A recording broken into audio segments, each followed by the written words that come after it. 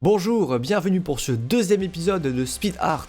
Aujourd'hui, on produit un asset encore sci-fi en Art Surface Modeling avec un workflow booléen sur Blender 2.82.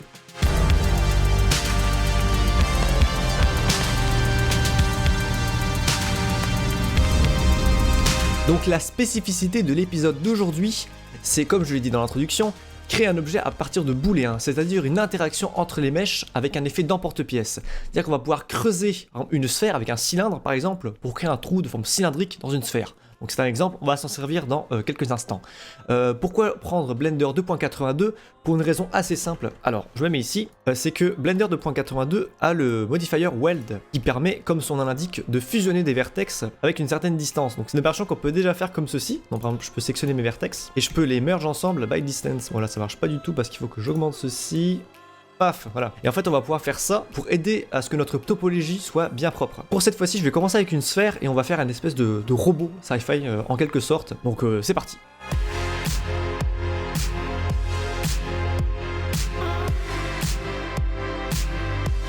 Voilà, donc voici un exemple d'interaction booléen. Donc ici on a une sphère, enfin c'est un cube que j'ai sphérisé avec un modifier pour juste avoir chacune des 6 faces qui soient à peu près égales, alors qu'un cercle, il y a des pôles. Donc là il n'y a pas vraiment de pôle sauf ici. Et donc ici j'ai un cylindre. Donc magnifique cylindre, on peut pas vraiment le voir à part en faisant ça. Voilà un cylindre ici. Et j'ai demandé au logiciel de creuser un trou de forme cylindrique dans la sphère. Donc si je déplace le cylindre, on peut voir que voilà, il y a un trou cylindrique dedans, et on peut comme ça répéter plein d'opérations différentes. Donc on va s'en servir pour créer des formes qu'on pourrait difficilement faire avec un workflow traditionnel. Je pourrais bien avoir ceci qui m'intéresse peut-être un peu plus.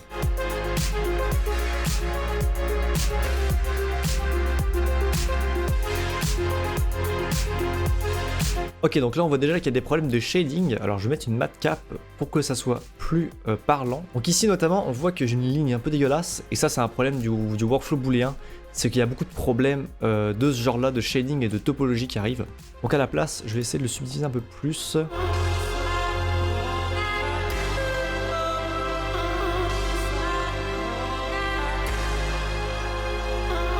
Bon, je vais tenter de mettre le Weld modifier, alors, et on va tenter d'arranger la topologie avec ça.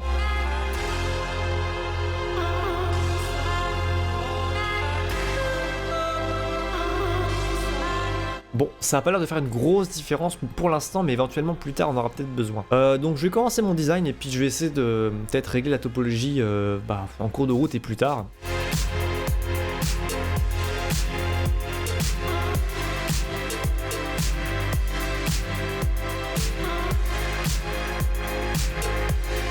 Bon, donc là par exemple, sur cette pièce, j'ai dû descendre ma subdivision parce qu'en la montant trop haut, ça crée des problèmes de shading.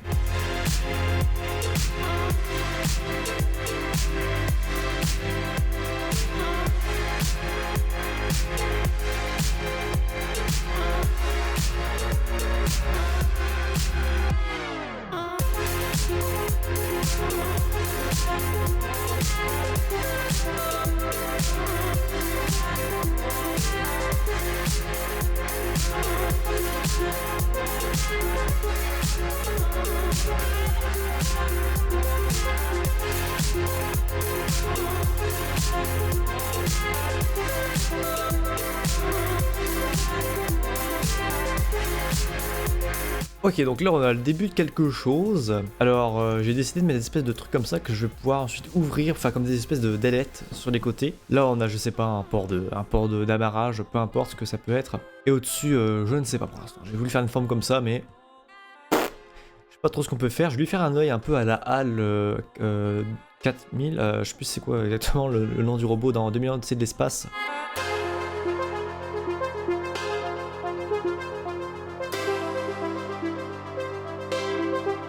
Bon, donc j'ai trouvé une méthode moyennement fiable pour ça, parce que finalement c'est quand même difficile de régler la topologie, je trouve, même avec le nouveau modifier Weld ici.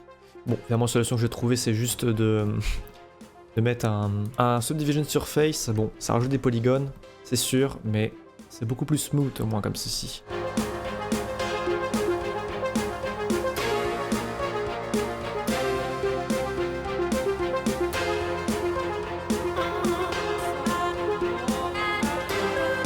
Bon, c'est quand même beaucoup plus difficile que je pensais finalement avec même le nouveau modifier qui est pas forcément si ouf que ça. J'ai beaucoup de problèmes de shading encore, mais ça va être vraiment difficile d'enlever ça à part le faire à la main. Et puis le but c'est justement de pas le faire à la main.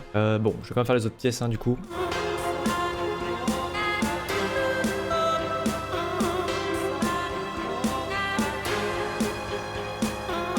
Bon, sur celle-là, ça a l'air de beaucoup mieux fonctionner. J'imagine que la forme plus régulière, ça aide forcément le bevel à mieux fonctionner par rapport à l'autre qui avait beaucoup de formes variées.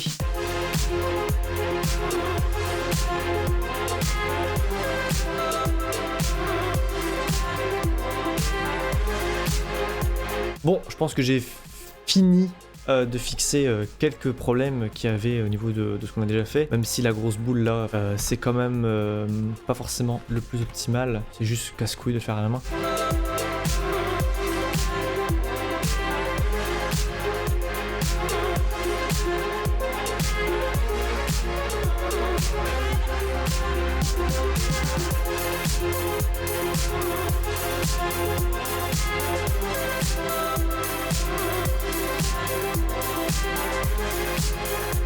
Bon, je pense que je vais m'arrêter là pour la partie booléen. Je vais travailler un petit peu ceci, enfin, les panneaux que j'ai fait là. Puis ça, je vais les ouvrir, faire un peu un effet aérofrein ou des petites ailettes, peu importe.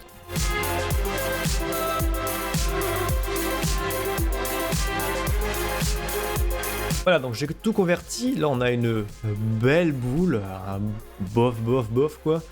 Et puis, je vais faire un peu de clean-up du coup.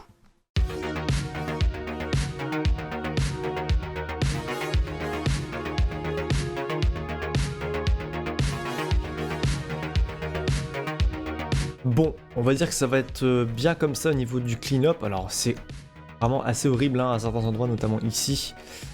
Mais bon, j'y passerai pas 3 heures.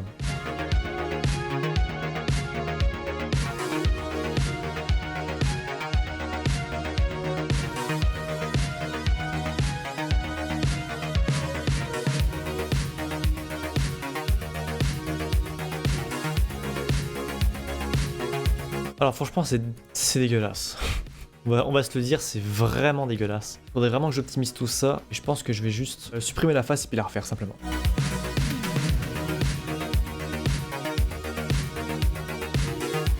C'est pas ouf, mais c'est déjà mieux. Mais bon, écoute, on va faire du shading maintenant. Et puis on verra bien ce que ça donne au final.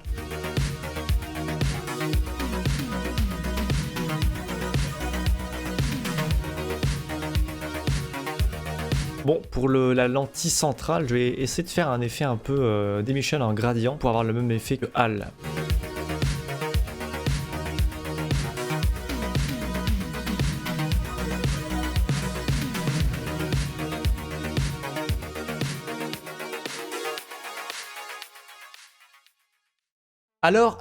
Alors, finalement, étant donné que je galérais à faire cette texture, j'ai décidé de couper l'enregistrement et de faire ça en off. Donc là, ça fait 2 jours, on met pas mes doigts, 2 jours que j'ai pas enregistré. Et donc là, finalement, j'ai fini cette texture. On va pouvoir continuer le speed art, parce que bon, rendu là, c'est vraiment du speed art, j'ai envie de dire. Bon, alors, qu'est-ce qui s'est passé du coup? Alors, juste, je vais montrer du coup qu'est-ce que j'ai fait et montrer la texture de cette chose finalement.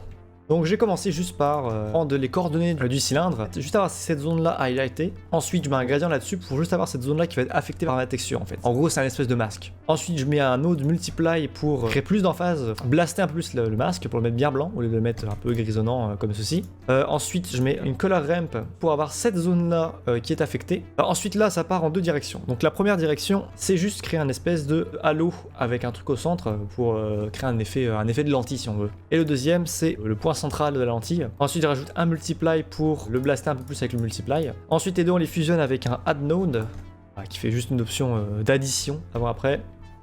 Ensuite on multiplie pour blaster encore un peu plus, mais cette fois-ci avec le halo inclus, pas uniquement le centre. On met ça dans un shader émission qui va donc émettre de la lumière à partir de la texture que je viens de faire. Donc toutes les valeurs en blanc vont émettre de la lumière. Puis là comme ça fait pas, il n'y a pas vraiment un effet de vert, donc je voulais mettre un glossy shader comme ceci. Je voulais mélanger avec mon emission. Et pour ceci j'ai un mix shader donc qui permet de fusionner 2 shaders ensemble. Voici notre robot full texturé, enfin aucune texture en soi, même plus des matériaux. Ce que je voulais aussi reparler, c'est qu'il y a vraiment moyen de détailler beaucoup plus ce genre de truc avec des petits boulons, des fils, faire un truc vraiment insane. Pareil, je le ferai pas parce que c'est vraiment cool. Peut-être qu'on y reviendra justement. Si je décide finalement de peut-être de reprendre le projet puis faire un épisode 2, partie 2, hein, peut-être. Je pourrais le tweaker et faire beaucoup de détails. J'ai aussi ajouté ce genre de choses. Voilà, donc c'est un espèce de faisceau laser, hein, donc c'est simplement un plane que j'ai juste mis des edges en plus comme ça. Et puis j'ai utilisé le modifier wireframe, comme on dit en bon français. Donc le modifier wireframe va permettre de mettre de la géométrie uniquement sur les edges en fait. Et après, bon, bien sûr, on a voilà, le shader, juste c'est le même shader que ici. Donc, ceci étant fait, je vais enfin pouvoir passer à l'éclairage de notre modèle. Donc je vais faire un éclairage style policier, c'est-à-dire du bleu, du rouge avec encore du volumétrique. Donc c'est parti.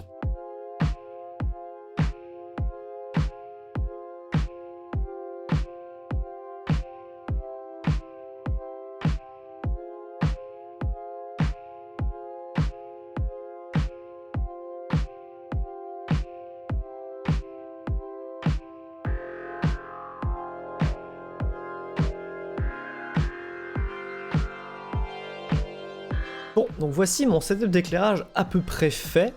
Alors là, j'hésite à rendre soit en cycle, donc ce que je fais d'habitude pour avoir des volumétriques que je trouve cool. Mais par contre là, le Eevee me plaît bien quand même, hein, parce que si on regarde ici, donc ça serait mon rendu. Bon, parce que Eevee, je rappelle, c'est du temps réel, c'est comme dans Unreal, Unity ou tout autre.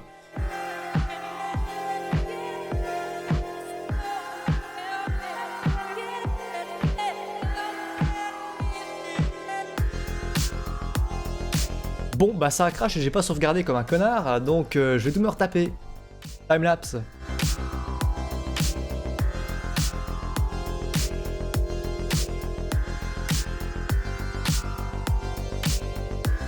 Bon, je pense quand même que je vais faire du cycle parce que ce qui me dérange, c'est ça ici. Alors, en mettant full screen. Voilà, le problème, c'est que on voit vraiment trop les lumières en fait. Et ça, je peux pas vraiment les activer, à part en désactivant les lumières, ce qui est pas vraiment ce que je veux. Donc je vais probablement rendre un cycle à la place, même si le rendu Eevee est quand même pas mal sexy, il faut le dire.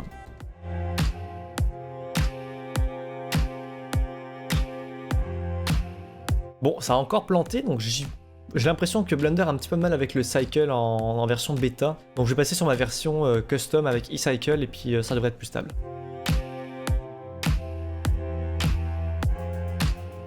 Mes shaders sont chiés, donc je vais devoir les fixer du coup.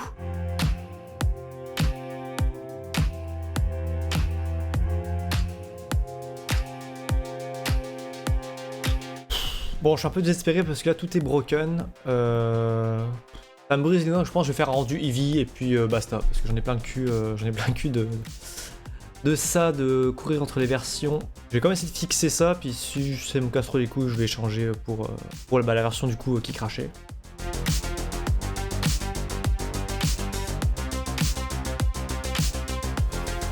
Bon, donc finalement j'ai réussi à peu près avoir le même shading que j'avais, donc bon, c'était juste du tweak. Donc on va essayer de faire ça en eCycle du coup.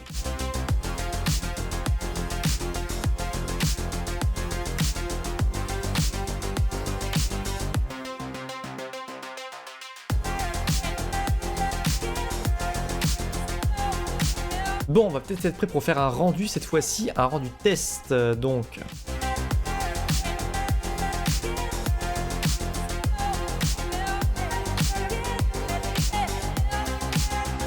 Bon, quelque chose me dit qu'il va falloir beaucoup plus de samples et qu'il va aussi falloir changer les paramètres de mon volumétrique.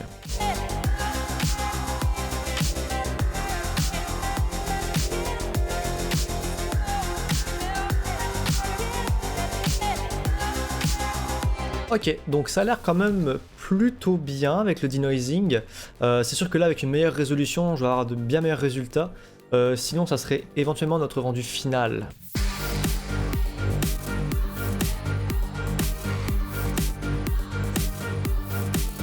Ok, comme ça m'a l'air pas trop mal finalement. Je vais faire de la post-production tout de suite.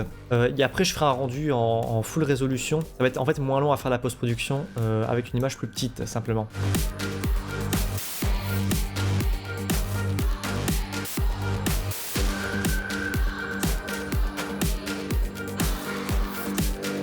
Voilà, donc je pense avoir fini la post-prod, je vais rendre une image en full résolution et puis on va encore faire des petits tweaks avant de passer dans Photoshop.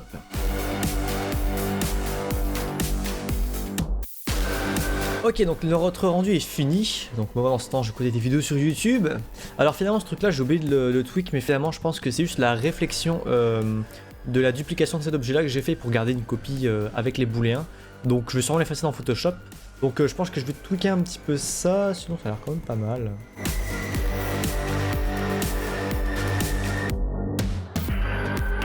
On va réactiver ça et je vais l'exporter. Bon, ok, donc nous voici donc dans Photoshop, et puis là vous avez l'habitude, un caméra raw, et cette fois-ci on va rajouter un peu de grain en plus.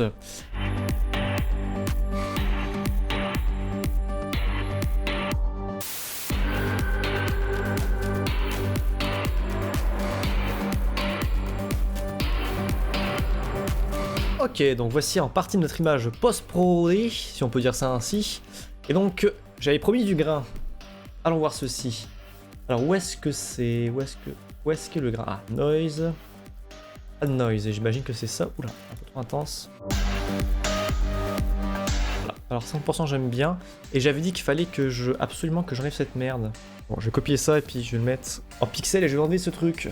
Et je vais essayer après de remettre mes effets par-dessus.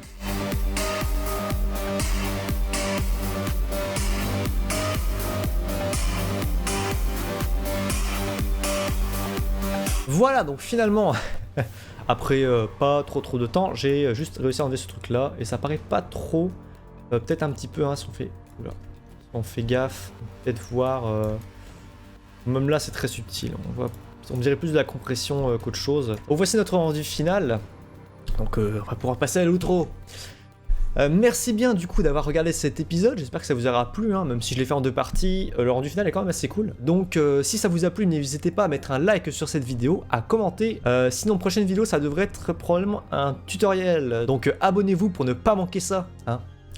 Voilà, donc sinon vous pouvez me suivre sur mes réseaux, donc Instagram alexis.materne, et sinon je suis en live sur Twitch assez souvent, twitch.tv/alexanom973, de toute façon les liens sont dans la description en bas. Sur ce, je vous donne rendez-vous pour un prochain épisode de Speed Art ou pour autre chose, et sur ce, bonne soirée, bonne journée.